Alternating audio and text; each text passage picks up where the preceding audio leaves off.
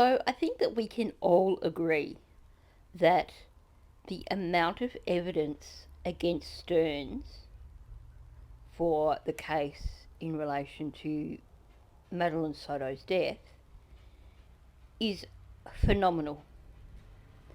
Now, they've got camera footage, they've got a statement from Jen, they've got statements from him, they've got countless other things that we probably don't even know about. There's just so much evidence against this guy. Now, I'm very much aware of some of the more high profile cases recently, such as Richard Allen and Brian Kohberger, where the strategy of the defence team has been to go with the sod defence, some other dude. Our person is completely innocent, and we believe 100% that our person is completely innocent and it was some other dude. And they manipulate social media to try and get that message across. Now, I don't know if this is a strategy that Stearns' defence is going to try and use, because he is facing the death penalty. So they've got a lot to gain by throwing out anything they can into the public atmosphere, and not a lot to lose. So it's possible that we are going to see some of this insanity similar to what we've seen with Richard Allen and Brian Kohberger. So what does that mean heading into trial? What sort of things are the prosecution going to have that makes it rock solid when it comes to their case? Now, I think because there is a lot of CCTV footage, that's going to be rock solid. Can his defence team argue that there's something wrong with the footage? Maybe. So let's talk about forensic evidence in terms of what they have from digital evidence. Because there's a number of things that are going to back up the other evidence that they have in this case. Now, before I launch in, I just need to mention that noise in the background is my cat chasing a lid around on the floor. When you come to my channel, there's always something going on, whether it's dog snoring or the cat playing with something. It's just the way it is. So, apologies, I guess, but it's something that is pretty much unavoidable, or I'd never get anything recorded. Now, I'm going to start by talking about what digital evidence they are going to have from both Stearns' car and Jennifer Soto's car, because we know that they went over them forensically in terms of fingerprinting. They would have swabbed for fluids, etc. But what can they discover from the digital forensics that they will do with both those cars? There will be a report done on both those cars, and the amount of data that they can actually get is staggering. Now, I did a video quite some time back which looked at the digital forensics in relation to the Kylie Rodney case. So what I'm going to do is I'm going to pull out that video and replay most of that for you, and also discuss it as we go along, because I think that does highlight the sort of things that can be achieved through digital forensics when you're looking at vehicles in a case.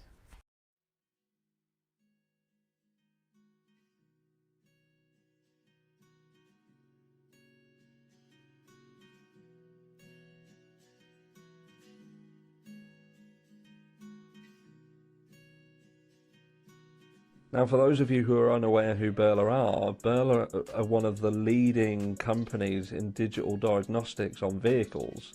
They can literally tell you absolutely everything.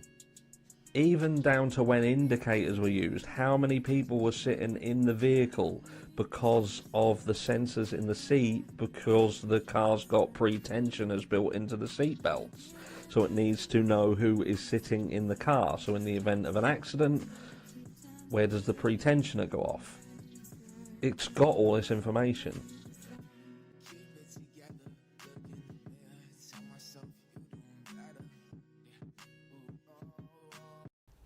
Okay, so the following information comes directly from the Burla website. What we do: create solutions for investigators to identify, acquire and analyse critical information stored within vehicle systems to uncover key evidence that determines what happened, where it occurred, and who was involved. Okay, so what does that mean? What can they do to find that out?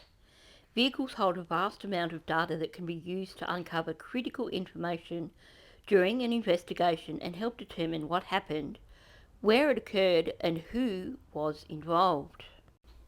I think when we think about vehicles and the digital side of it, we think about the one central computer that runs the vehicle. But the thing is, it's more than that. Okay, here it says that it is a complex network of highly integrated electronic systems. So it's not just that one computer that drives your car. There's all these other little microcomputers throughout the vehicle. You've got the computer that controls Bluetooth. You've got the computer that analyses the seatbelts. These are all separate little chips that do their job and then they communicate with the main computer. So you have data going into the main computer from all these other little systems within the vehicle. And they store huge amounts of data. So when you're looking at a vehicle forensically, there is so much that you can find out. Now this blew me away when I came across this. A typical vehicle has, and this is still going, how many computer systems, how many lines of code, and how many gigabytes are generated per hour. It has over 100 computer systems, over 3 million lines of code, and over 25 gigabyte is generated per hour. What does that translate to? That translates to a heck of a lot of information about a vehicle, where it's been, who drove it, how many times the ignition cycle was engaged, what doors were opened, what boots were opened. So there are sensors monitoring everything. So when we're looking at sterns, that means that when the defence team is putting together their case, they can show digital data which coincides with the events that they can show on camera. So they can show that at the townhouse these doors were opened on the vehicle. They can show the exact GPS of where the vehicle went. So until they had the vehicle, yes, they had location in terms of they found it on using CCTV footage, And sure, he left his phone at home thinking that that would make it all untraceable, but once you have the vehicle, all that is traceable. So with the vehicle, they would know his exact route, the exact times that he went on that route. They would know how many times the driver's side door was opened and closed, how many times the passenger side door was opened and closed, and what sequence. So they would have data from the car showing that at one point in time the driver's door was opened, then following that the passenger door was opened, then the boot was opened, something was put in the boot was closed, etc. So they're going to have data to show when he went into that car park and transferred Maddie into the boot of the car. They're going to have data that shows when he took Maddie out to the car and when he buckled her in with the seatbelt. So the amount of data that they are going to have from that vehicle is phenomenal. Even down to the, like I've said, the ignition cycles, the odometer readings. So each time the vehicle starts and stops, the odometer readings are recorded. The speed will have been recorded. Everything to do with that vehicle will have been recorded. Now let's talk about Jen's car. Jen's car is even newer than Stearns' car. That means that, now I looked up the specifics for her car, and one of the things that that particular model has is it has a electronic seat adjuster. Now that is apparently optional, so we can't be 100% sure that that was in Jen's car. But why is that significant? Because that will show in the vehicle forensic, it will show if the seat was actually moved back in Jen's car, as she said, the night after Maddie went missing, when we are led to believe that it was Stearns who took Jen's car back out to where Maddie was. So not only can the forensics be used to show Stearns' actions, but they can be used to eliminate or actually to incriminate Jennifer Stearns as well. So I know people have debated, what if Jen Stearns was the one that took her car back out to where Maddie was? Well, they have the vehicle forensics. They would know, hopefully, if that seat was moved. But they would have other forensics which would give a pretty good indication of who the driver was at the time. Now, according to a few sources I've come across, when it comes to Bluetooth, vehicles will automatically communicate with Bluetooth devices that are around them. I know that when you get in your car, it's like, do you want to connect to Bluetooth? The fact of the matter is that at that point in time, the Bluetooth has already been recorded by the vehicle. So let's say you're wearing a Fitbit, for example, and I'll come back to that in a minute. That vehicle will have recognised that it connected with a Bluetooth device. It might not necessarily show what that device was, but it will recognise that it connected to a Bluetooth device. It's then up to, of course, the investigators to show that that device is what logged on as connecting to the Bluetooth in the car. Likewise, Jennifer Soto has said that she has an Apple Watch. If she was wearing her Apple Watch when she was in the vehicle would have connected to that. So we can tell from vehicle forensics a sequence of events that happened leading up to an incident. In terms of each of the vehicles, they can identify regular patterns in terms of how the user drives that vehicle. So with Jen's vehicle, for example, they'll be able to identify even if they don't have data showing the seat was moved, they will be able to identify changes in driving behaviour for that particular vehicle. So they will be able to say for certain if it was Stearns or Jen that went out during that evening. And of course, they can nail timelines and they can use the data from the vehicle to establish a chain of events. And they'll be able to match the data showing that chain of events to the other evidence that they have in the case.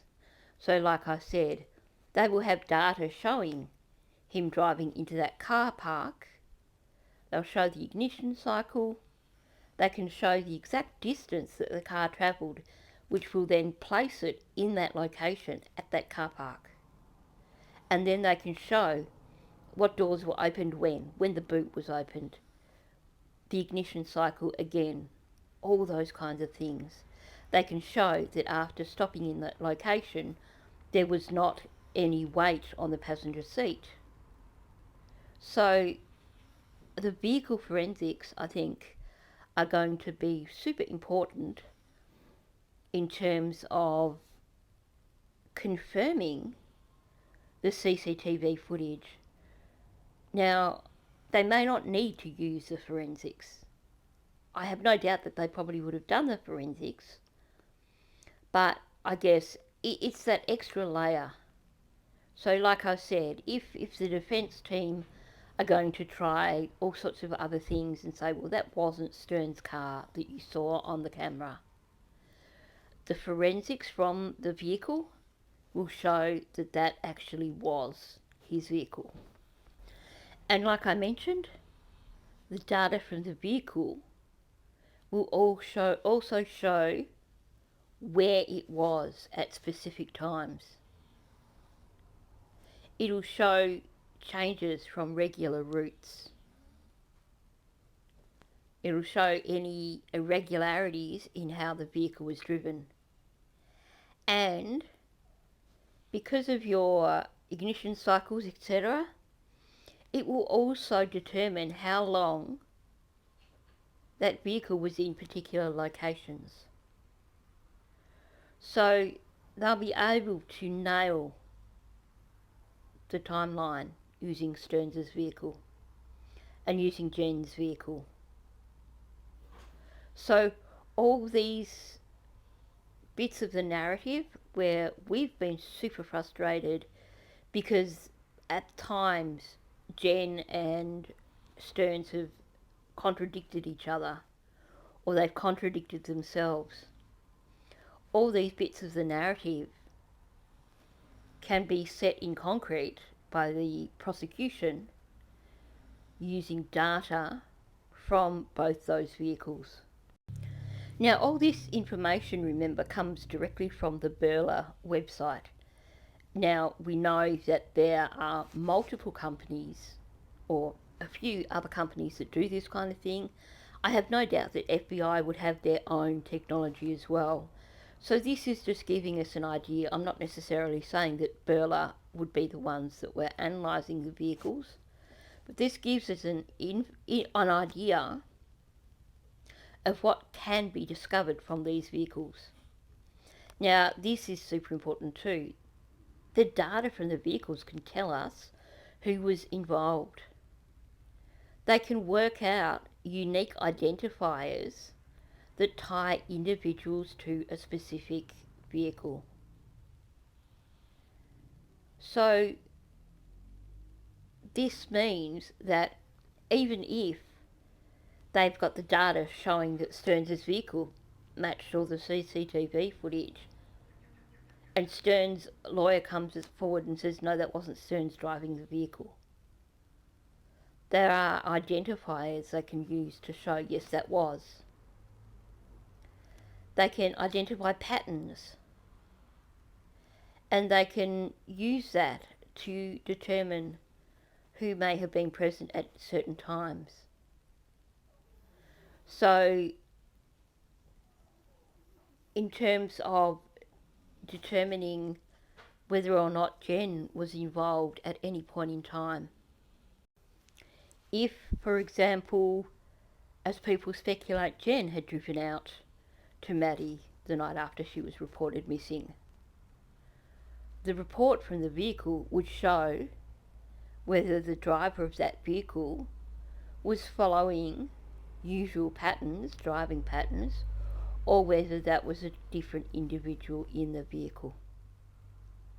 So that will show us exactly who was responsible for going out in Jen's car the night after Maddie went missing. I think we can be pretty confident that it was Stearns.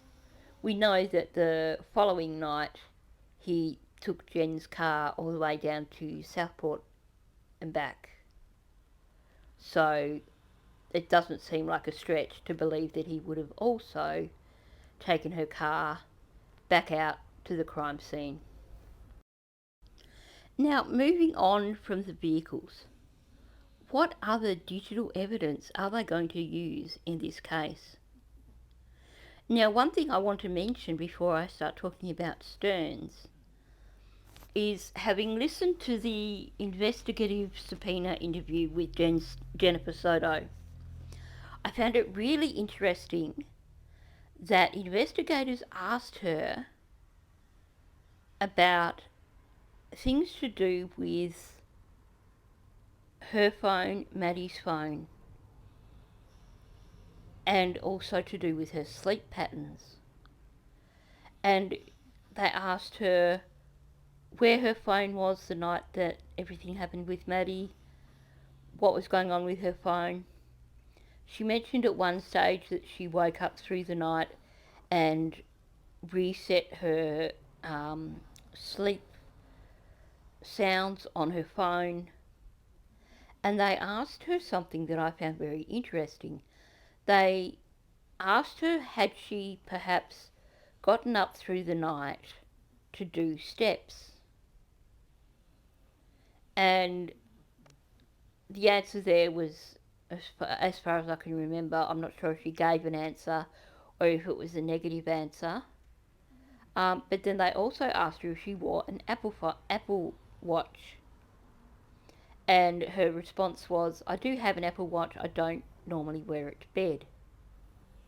Now, what was interesting there was then they ceased that line of questioning. And I think they did that because I suspect that there may actually be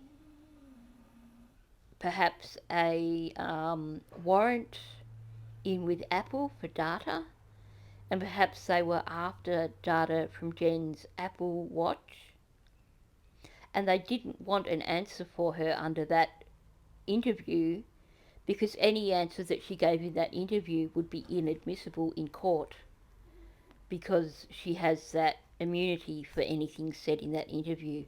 So I thought it was quite interesting that they started talking about her Apple Watch and the possibility of her getting up through the night, and then they slammed on the brakes and headed the interview off in a different direction. So to me that says that if there was any involvement with her helping to Stearns cover up what happened with Maddie, that they must have a warrant in with Apple, or back in April they must have had that warrant in, they may have even got it by now, to have a look at data from her Apple Watch as well as her Apple phone. Now, in terms of the phones, we know from looking at reports that on those reports, some of the data they have in terms of her phone and Maddie's phone is when they were plugged into the chargers and when they were pulled off the chargers. So There's data like that that can be gleaned from those phones. There will be data from Stern's phone as to when it was charging, when it was reset, etc., like that. There's probably a heck of a lot of other data on there. Now, I'm sure that Stearns thought that he was being really smart by leaving his phone at home. But the fact that he claims to have forgotten it twice in one day, I believe a jury is just going to eat that up. To me, that screams guilt. So, in actual fact, even though it won't have the digital evidence showing him in those locations, it's like a big neon sign. He went out twice during the day and he forgot his phone, supposedly both times. After forgetting it the first time round, he even communicated to Jen that, "I'm so sorry, I forgot my phone. You were trying to contact me, I forgot my phone. I'm contacting you now to say that I'm here with my phone." It seems highly, highly implausible, given that situation, that someone is then going to forget their phone a second time during the day. But there's other data that they have from Stearns that will help nail him. This particular photo that I've put up, it's a little bit blurry, but I chose this photo for a reason. Now, I actually have asked Grizzly if she's done a FOIA request for this. I haven't had any response from her. She's a super big, super important creator, so she doesn't have time to answer questions from itty bitty creators like me. But I'm hoping that one of these creators who's been putting in FOIA reports has actually put in a FOIA report for the Google report on Stearns' Fitbit. Because it has been mentioned, I saw in a video that Gavin Fish did, that they did actually put in a warrant with Google for the data from Stearns' Fitbit. And here he is wearing it on the day that police were talking to them about Maddie going missing. So this image is from a body cam. So this is after the whole afternoon thing of him heading out to the crime scene, leaving Maddie there, and then joining with Jen back here at the office. Now, we know that he went out to the crime scene. He did return to the townhouse because Jen then phoned him and said, "Maddie's missing." He actually says in his words, "I went back to the townhouse and waited for the call," which to me sounds pretty damn suspicious as well and makes me question Jen. But to me, it seems that when you wear a Fitbit, you tend to forget that you're wearing it. And sure, he thought he was being smart with leaving his phone at home. But when you look at the time frame in terms of him returning, waiting for Jen to phone him and say Maddie's not here, and then heading to that office, would he have thought to put his Fitbit back on had he removed it? Or was he wearing it the entire time? Because if he was wearing it from the time that he got to their townhouse on the Sunday evening, there's going to be so much data on that Fitbit that is going to totally nail him. It's going to show heart rates at the very least. Now, I'm looking at that one and trying to figure out what model it is. I'm not hugely familiar with Fitbits, but we know for sure that it's going to record heart rates, it's going to record sleep times, which goes back to who drove Jen's car out to the crime scene the following evening. I'm pretty certain that the sleep times on that Fitbit will coincide with his trip back out to where Maddie was. Now, like I said, there's probably countless other things that can be gleaned from the data from that Fitbit. And I suspect that since he was wearing it here in this particular interview, that he may not have actually thought to take it off. He probably wouldn't have thought that they could get a warrant with Google and get data from Google about his Fitbit. After all, he had reset his phone. So if he had a Fitbit app on his phone, he probably thought all that data was gone. Probably didn't occur to him that all that data was retrievable. So I think I've just touched on a few things here in terms of digital evidence. But I think we can see that in terms of digital evidence, there's going to be quite a lot there to back up all the other evidence that they have. So I think Stearns' defence team are going to have a really, really hard job ahead of them. Thanks for listening.